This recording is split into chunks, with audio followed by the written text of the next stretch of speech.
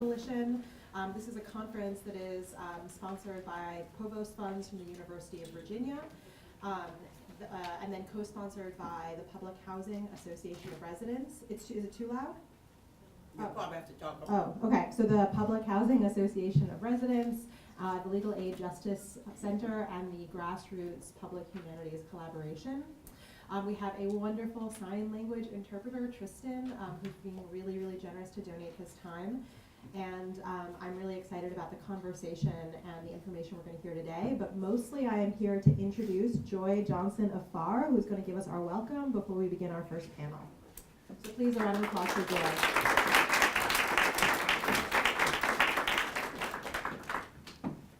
Good morning, everybody. Good morning. It's going to have to be better than that. Good morning, everybody. Good morning. Hey, welcome. I just want to say welcome to everybody who's here.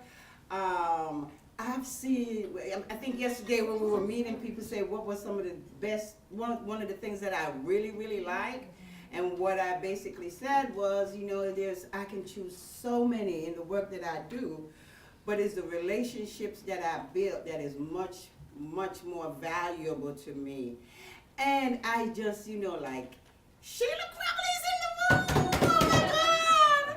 Sheila Crowley is the former CEO of the National Low Income Coalition, and I served on her board for about 9 years. So you all don't understand why I'm excited, right? Okay, I'll tell you a little bit about it. And so just to see her here to support us, that's really, really great. And then the group from Chicago, which you're going to hear some more from. We went to Chicago. It was freezing. But we learned a lot from them. And part of what we're trying to do, I'll tell you a little bit about PHAR, but part of what we're trying to do with the seed that we're going to get planted, and I just have to just throw that out because a close friend of mine, Holly Edwards, believe in us casting the seed because they will grow. And so I'm just hoping that all of the information that we will get from here today will be a way of starting to grow some seeds that is going to be positive towards our low wealth communities.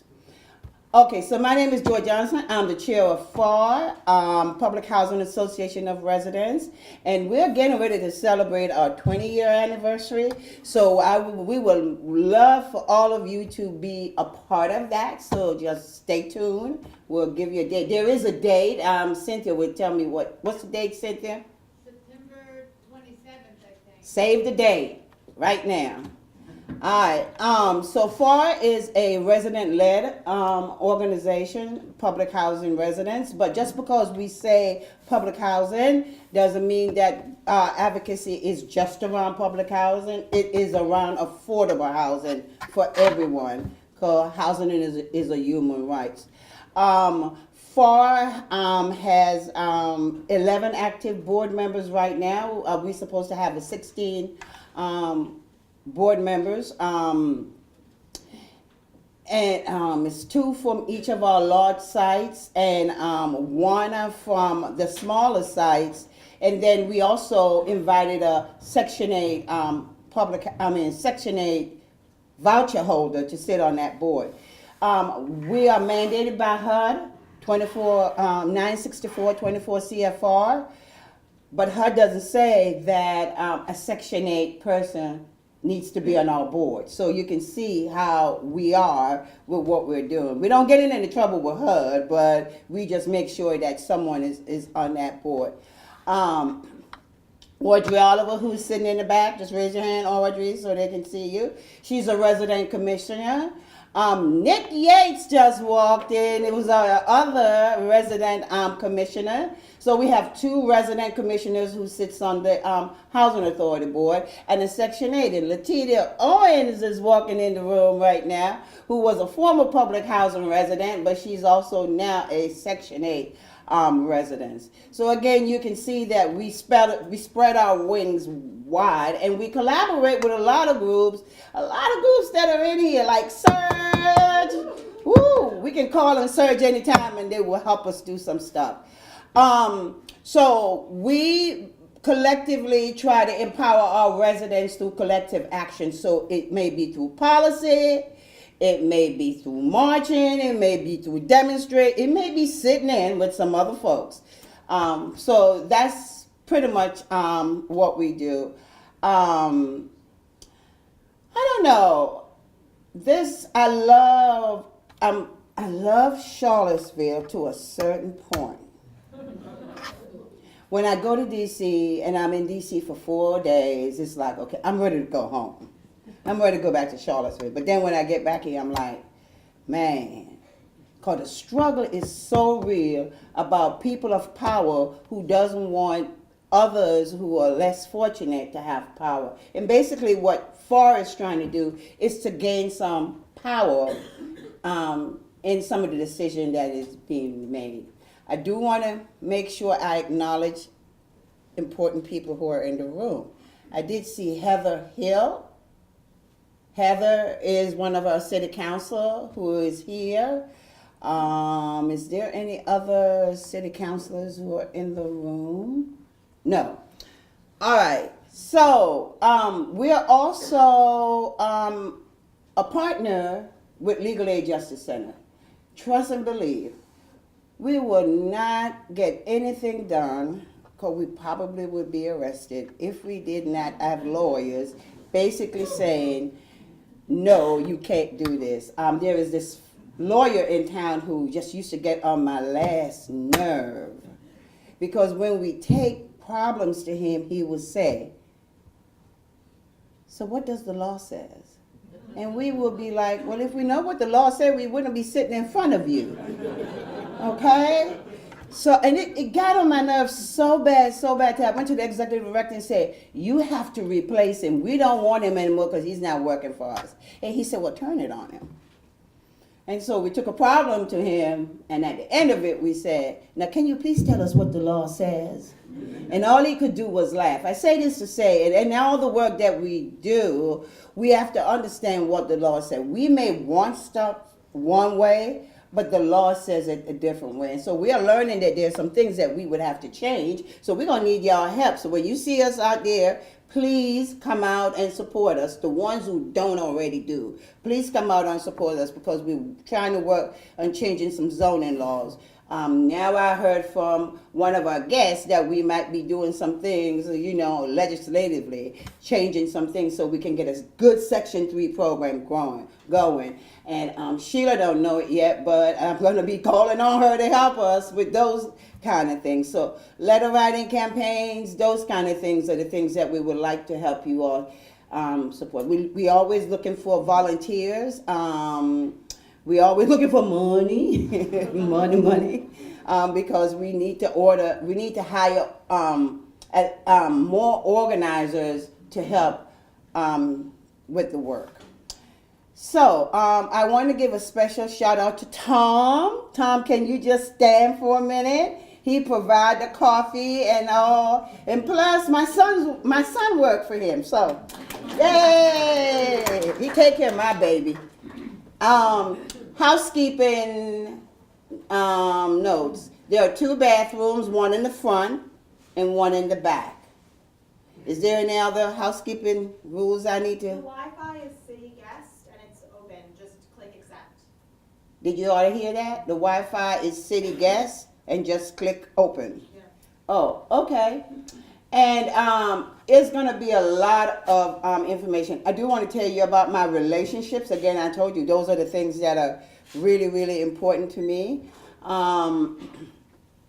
J.R. Flemings. When I met J.R. Flemings, it was, and I don't know how many of you have kept up with the history of public housing and the activism that went on in it, but Bertha Gilkey, Kimi Gray, Martha, Miss Johnson, and so many others were the people who paved the way for me to be doing what I'm doing. And when I met JR, creatively, because we can never get youth involved, Bertha Gilkey came up with the idea that we'll just go to the corner and get those guys hanging out on the corner and get them to rap federal regulations. And that's how JR got started, by rapping, making music about 964 and getting young people to understand what their rights are. And so when I met JR, he was like, I'm not putting on no suit. I ain't doing that. That's not what I do. The whole 9 yards. And then like maybe 10 years later, JR walked in one of the conference and he had a suit on. And I was like, whoa, look at growth. But anyway, I've been trying to get JR to come to Charlottesville, and he says 15. I think it's a little bit more than that. But I couldn't get him here. But he came last year and planted some seeds. And since then, we have watered those seeds and they're growing. And one of the seeds that was planted is about doing collaboration with different organizations. And so we have, as you know, that the capital funds are always being cut every year. And so our housing authority budget gets cut. And so we have some units that are substandard. And don't have enough money to actually fix them all at once. And Habitat said, how can I help? How can I help? JR was in the room and he said, so why don't you hire some residents, make it a Section 3 program, pay them, and they will be learning skills. And that was almost a year ago. And come March the 26th, we will have 5 residents who will start in that program with wraparound around them to learn the trades of, construction work and all of those things. Again, yeah, it was just that one, there was the conversation. It was a conversation where he just says, so why? Because you know why? He know the leverage that Habitat has and what they can do. And so I was talking to someone I'm not going to call that person's name, and we were talking about this past summer or last summer when Crescent Hall, one of our most vulnerable buildings, didn't have any air conditioning. And for all of the contractors that are in this city, not one volunteered to do any work to help. But in this instance, the conversation that we were having, and that conversation was on Facebook, so it's not like they didn't see it. But this conversation that we had in the room, it was just one person saying, so why don't you partner? And Habitat took the lead. So let's give a hand to Habitat, where we're going to be working hand in hand. Housing Authority is paying them $11 an hour with benefits. So they're not just giving them 20 hours with no benefit, but they're going to get a training program. Rich Scholar is also going to be working with us to do a wraparound with WIO so that they have supportive services. So those are the kind of things that we're doing. We will plant the seed and move away and give it to somebody else to do, because we don't have the capacity to do all the work. But we are a policy-based organization. We do try to work on policies. And so Section 3 policies is what we're going to be looking at and trying to work on, so that, because someone said yesterday, I see all this construction going around. How is the community benefit from it? We're going to talk about that today, because there are certain people who benefits from it, but there are some other folks who doesn't benefit, and it can be beneficial in other ways. I don't want to bore you because the panel is here and I can talk and talk and talk forever, and I don't want to do that because I don't want to put y'all to sleep. Cynthia? I just have one quick announcement. I'm on the PHAR advisory board, but we are going up to Washington, D.C. on Wednesday, the 21st for Lobby Day. And some of our team from PHAR will already be at the National Women's Housing Coalition meeting. But if any of you are interested, it'll be a long day, but a fun day. We're going to go call on Kane and Warner. So let me know if anybody is interested in joining. We're opening it up to others. And some of those, and just a little snippet if you haven't been following it,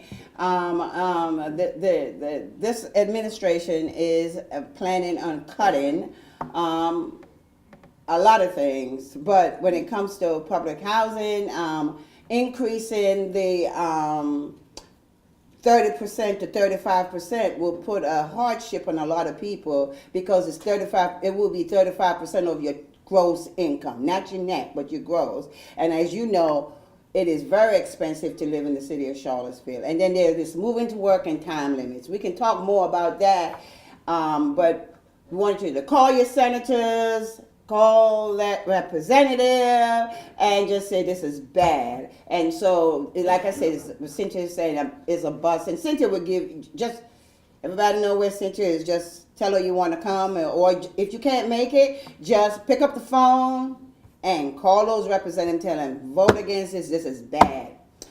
Thank you, and question. Do you have to be a resident of public housing to be on the board you were talking about? Yes, you do, but you can be on the advisory board. So we have an advisory board, and Finch is an advisory board member. Dave Norris is an advisory board member, and who else? Who? Emily. Oh, could I forget Emily?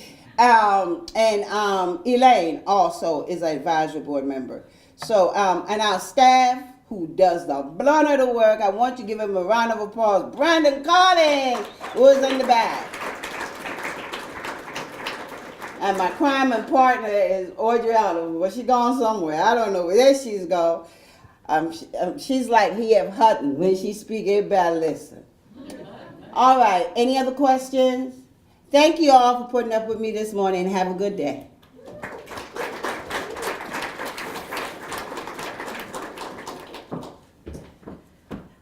So if we could have our moderator and our panelists for the first panel come up. We'll have Dave Norris, who will introduce everyone for this first panel, but it should be really exciting. So I will let Dave take it away as soon as everyone's up here, and I'm looking forward to hearing what they have to say and great discussion afterwards.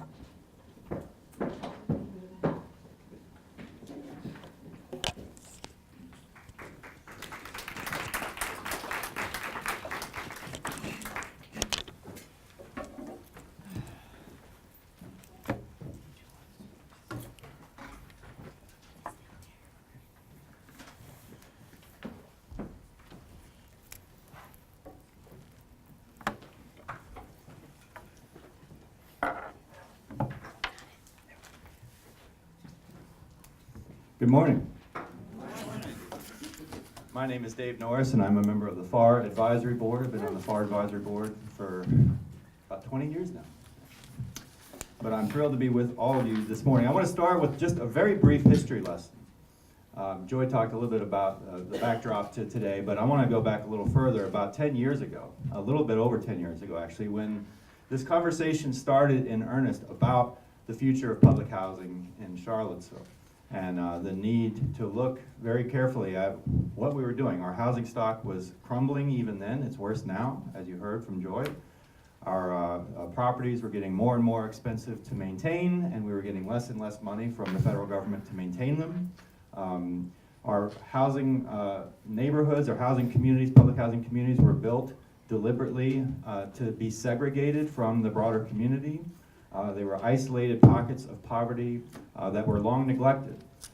So many challenges, and so a conversation began about what are we going to do about this? We really need to rethink public housing. We really need to look at redeveloping public housing, revitalizing these neighborhoods, connecting them to the broader community, providing better opportunities for residents, better quality housing, et cetera, et cetera. So we revived the redevelopment committee for the Charlottesville Redevelopment Housing Authority, started getting some work together on a plan for redeveloping public housing, and started putting out feelers for a company that we could bring in to do that plan. And then somebody who's not in this room today, named Alex Galata. How many of you know Alex Galata, or know that name, Alex Galata? And it's a real shame because Alex Galata is responsible for so many good things that happened in Charlottesville. He's been gone now for a few years, so his memory is starting to fade. But Alex Galata, for those of you who are more recent to Charlottesville, he was basically Jeff Fogel before Jeff Fogel was Jeff Fogel. So, he's like the Italian Jeff Fogel. And so, and Alex Galata at the time was director of legal aid here in Charlottesville. And Alex raised a very good point. He said, wait a second, before we get any further along in this redevelopment process, we have to honor the fact that Charlottesville has a very checkered history when it comes to urban redevelopment and urban renewal. And in fact, checkered is probably putting it probably too kindly. When we think about what happened in Vinegar Hill here in Charlottesville, when we think about what happened in a number of other neighborhoods, largely African-American neighborhoods that were just razed to the ground with little care or concern about maintaining the community fabric, about honoring the vitality of those neighborhoods, the culture of those neighborhoods, the economic weight of those neighborhoods, and instead just displacing residents, displacing businesses, putting people out of business, displacing institutions, and ruining, really in many ways, ruining the fabric of the community. That's not a really good foundation to work from. And then when we start talking about redeveloping public housing, it's making people very nervous because they don't have a lot of trust, particularly residents don't have a lot of trust in what the city of Charlottesville is going to do with their communities. And he said, let's pause, let's take a break, let's stop planning for redevelopment, and instead let's spend some time working with the residents, with the resident allies and resident advocates to create a set of guarantees, a set of promises that we will honor as we move forward with this redevelopment process. And we spent 6 months putting together what we now call the Residents' Bill of Rights for Redevelopment, which was adopted back in 2008. It was a set of principles which basically set forth, as I said, guarantees and promises that would make sure, Joy said something earlier which I think really should be the theme for today, which is how is the community going to benefit from this work? How is the community going to benefit? We know other people are going to benefit, but how is the community going to benefit? And so that Residents' Bill of Rights for Redevelopment was really designed to make sure that the community benefits from this process. The residents of public housing benefit from this process. First and foremost, by having a lead role, or the lead role, in shaping this process. Right? The very first item on that Bill of Rights is, we'll have resident leadership there, guarantees for resident leadership in this process, and resident decision making. This isn't going to be something that's done to residents or even with residents. We're going to have residents in leadership, in a leadership role in shaping this process. And then there were other guarantees about making sure, as Joyce said earlier, make sure that any jobs that are created through the redevelopment process, that residents get priority. Any businesses that are created, that resident-owned businesses get priority for those contracts. We make sure we have one-for-one replacement of all public housing units lost to redevelopment. Lots of other guarantees, or several other guarantees, to make sure that this is a process that benefits the community, that benefits the residents, right? So that Bill of Rights for Redevelopment was endorsed unanimously by the PHAR Board of Directors, it was endorsed unanimously by the Housing Authority Board of Commissioners, and was endorsed unanimously by the Charlottesville City Council. So all three of these entities signed on to these principles, and that in turn shaped the plan that we then went out and worked with the community to create for redevelopment of public housing. The plan was not perfect, is not perfect, but it was a solid plan. And it was interesting because in this very room we had a meeting with the company that we brought in to put together this plan with us. And when we first started walking through our Residents' Bill of Rights with this company, their first response was, there's no way. We can't put together a plan for redevelopment public housing that honors all 10 of these principles. It's just not going to happen. And we said, you need to try, because these are this is what we've promised the community. And after a whole months-long planning process where they met with hundreds of residents and had dozens of listening sessions and charrettes and all this stuff, they came back with a plan that honored 100% of the principles in the Residents' Bill of Rights for Redevelopment. Again, it's not a perfect plan, it's a work in progress, but it created sort of a framework for thinking about how we can redevelop public housing in a way that benefits the community. That plan was endorsed, at least the general outline of that plan was endorsed by, again, by the PHAR Board of Directors, by the Housing Authority Board of Commissioners, and by Charlottesville City Council. So there's some real momentum then, that was done in 2009, all right? Real momentum at that point for redeveloping public housing in a way that benefits the community. Unfortunately, what happened soon in the years after the adoption of that plan and the adoption of the Bill of Rights for Redevelopment, everything sort of stalled. That momentum sort of dissipated. The plan basically sat on a shelf for a few years. There was just, it was not taken as a priority by the city or by the Housing Authority, frankly. So in the meantime, all those problems that we acknowledge about public housing in terms of the physical stock crumbling and in terms of residents not having opportunities in quality housing and all those things and the segregation and all that continued to worsen. And again, it kept getting more and more expensive with less and less money. So those problems have never gone away. They've only gotten worse. And unfortunately, what also was happening at this time over the subsequent years was a change in tone in terms of the city's conversations about redevelopment, about urban development generally. And there was this very, I think, sort of symbolic meeting that happened in 2013 as the city was looking at what's now known as the strategic investment area, and brought in a planner from Virginia Beach who was talking about some urban redevelopment work that they had done in Virginia Beach. And I'm going to read you a little passage from a SIVA Weekly article about that meeting because I think it's indicative of the shift in tone of conversation about who is redevelopment going to benefit. Is it going to be the community? Is it going to be our residents who benefit? Or is it going to be others who benefit? Strategic Growth Area Manager Barry Frankenfield showed the group, this is a gentleman who was invited here from Virginia Beach to Charlottesville, showed the group before and after slides of a Virginia Beach street corner. The first shot, with a remarkable similarity to the random row buildings at the corner of West Main Street and McIntyre Road, consisted of old, rundown, one-story buildings, unused sidewalks along uneven parking lots, and no trees. The second photo revealed a multi-story, mixed-use building covering several blocks with storefronts and colorful overhangs, expansive sidewalks, and street trees every few yards.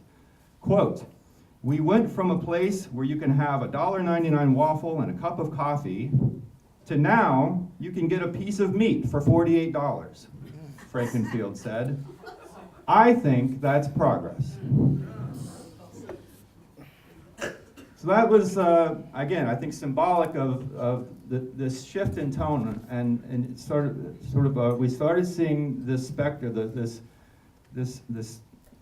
ghost of gentrification starting to really rear its ugly head here in Charlottesville. And meanwhile, throughout this time, market forces are already displacing black-owned homeowners. We know where there's been a dramatic decrease in black home ownership in Charlottesville in recent years. So, but it wasn't the city necessarily championing that. But now the fear is that the city's actually going to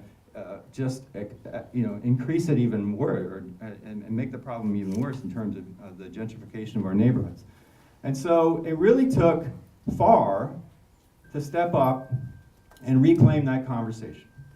And what we're going to talk about here in this morning panel is about what emerged from that effort by PHAR to step up and reclaim that conversation and redirect this energy around urban redevelopment and around public housing redevelopment specifically, to make sure that A, it gets done, but that B, it gets done in the right way. Okay, so in 2016, PHAR said, we're really worried about how this conversation is going. We don't want to see gentrification happen even more than is already happening in Charlottesville. We want to make sure we're honoring those principles that we all agreed to in the Residents' Bill of Rights for Redevelopment. And PHAR started this new process, which ended up producing what they now call the PHAR Positive Vision for Redevelopment. And so without any further ado, I'm going to introduce our panelists, all of whom are wonderful community leaders, all of whom have been working with PHAR and through PHAR to make sure that as we move forward in redeveloping our public housing, as we move forward in reshaping our city, that we are doing it the right way, in a way that the community is the one that's benefiting. So our speakers today, first I'm going to have Brandon Collins, who's the PHAR lead organizer, kind of talk about what that positive vision for redevelopment is, what it includes, what are the principles in that positive vision. Brandon is the lead organizer for the Public Housing Association of Residents, the duly recognized Resident Council and Resident Advisory Board for 376 families in Charlottesville's public housing. Brandon has been with PHAR organizing for change and coordinating the resident internship program since 2002. And then I'm going to open it up to our resident leaders. Audrey Oliver is the resident commissioner for the Housing Authority and a PHAR board member. She's a native of Charlottesville who has lived in public housing for 12 years. She was one of the first to graduate from the PHAR internship program. This is her second time on the Housing Authority board as a commissioner. Latita Talbert is also a former intern with the PHAR internship program. By the way, for those of you who may not be familiar, the PHAR internship program is a wonderful leadership development program where PHAR puts residents through 6 months of training and education about how to become good leaders, about public housing policies, about you name it, across the board. Teaches them public speaking skills, teaches them all kinds of great skills. So we have excellent intern graduates here. So Latita, former FAR intern, now sits on the FAR advisory board. She's currently a Section 8 voucher holder, but is working through Habitat for Humanity to become a homeowner. She's originally from the Maryland, DC area, and works for the city as a bus driver, having graduated from the city's Go Driver program. Let's see, and then Nick Yates, to my left, is a 2015 graduate of the FAR internship program. He also has graduated from the city's Go Driver program and obtained his commercial driver's license, and now drives a school bus for the city of Charlottesville. And also serves on the Housing Authority Board of Commissioners and a member of the FAR Board of Directors. So without any further ado, Brandon Collins. All right.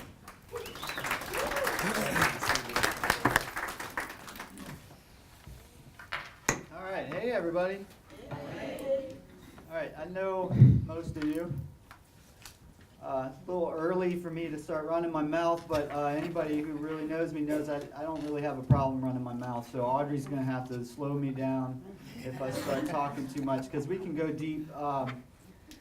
You know, Dave mentioned the history of Charlottesville, and it really does inform the present, and it's going to inform the future. And, you know, throughout the day as we're talking about gentrification, I think it's really important to acknowledge, and you'll hear me say this, I think you'll hear some other folks say this, but Charlottesville owes, right? Charlottesville owes the people going all the way back before the American Revolution, with slavery here in Charlottesville, the slave trade in Charlottesville, with Jefferson's plantation, Jefferson's University, built by slaves, and you know, that entails so much horror. Jefferson, I think folks don't always put together, as a leader of the revolution in the new country, as the president of the new country, and as a plantation owner who was experimenting with economics and how to run his plantation, was very influential on the plantation system as one of the foundations of the new American economy. And so that, in a lot of ways, puts Charlottesville at ground zero, along with urban renewal. So after the horrors of slavery and emancipation, you have black folks spending 100 years building their community and having it decimated almost overnight. And that was intentional, and the community hasn't recovered. And there's been waves and waves of other stuff through Charlottesville that have hurt people. Now, through all this is how we got public housing established. And so when we talk about public housing, we talk about the future, we talk about the need to make amends for the past. So we'll talk a little bit about that. But up here tonight, or today, this morning, good God, we really have like three of like some of the hardest working people in Charlottesville generally. I mean, I have like the greatest respect for the folks up here and for the folks on our board.